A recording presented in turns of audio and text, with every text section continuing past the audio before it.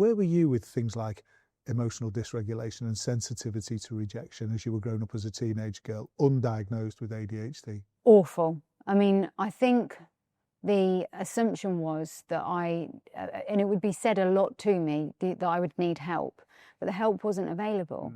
I was a chronic self-harmer, and ended up in stitches on more occasions than I can count.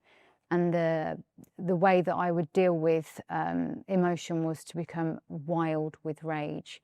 I think some element of that was that the people around me were not safe people all the time, but also I knew there was something wrong with me. I say wrong, I now know it's not different, yeah. But at the time, that's the only word I would have been able to have. I just couldn't contain. It was like a pain that had to come out.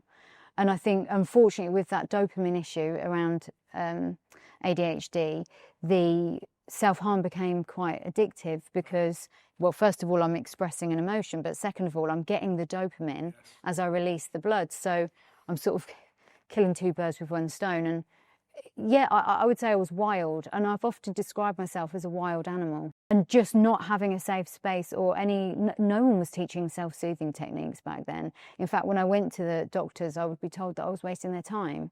So, I mean, we weren't looking at girls with ADHD then, were we? We just weren't.